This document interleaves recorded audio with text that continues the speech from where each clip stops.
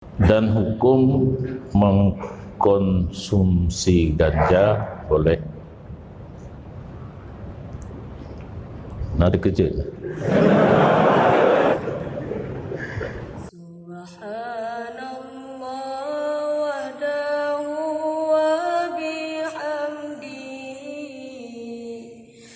Khaliqul badri wal laili azza wa jalla.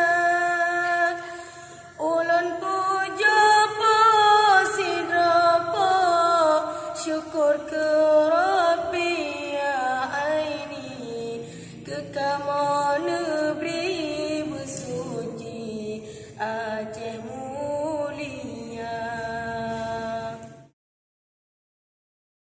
Dengan semua pertanyaan bahawa dengan berbagai isu baik itu di Aceh ataupun nasional, juga dengan isu legal ganja. Tiba hukum legal ganja baru, apakah untuk medis ataupun untuk ekspor, jika lembaga itu juga mohon perjalanan dari terima kasih. Masalah ganja, benda suci ke najis, dan hukum mengkonsumsi ganja boleh. Nak dikejut.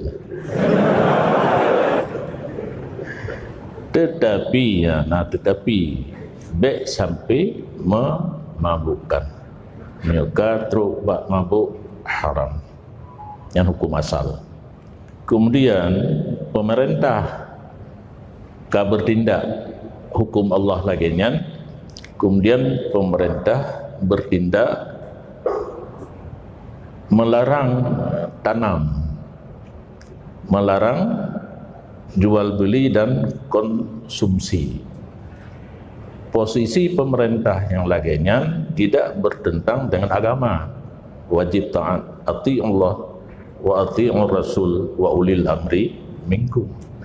Cuma beda wujud ati Allah wa ati'ur rasul. Ulang kalimat wa ati'u, pertanda wajib taat dan tidak pilih punya perintah Allah dan Rasul hana payah screening le kata betul. Tapi wa ulil amri hana wa ati'u li ke atas mendeng digedi ame wa ati'u ulil amri, tapi hana ketulis wa ati'u, bertanda na beda taat ulil amri dengan taat Allah dan Rasul.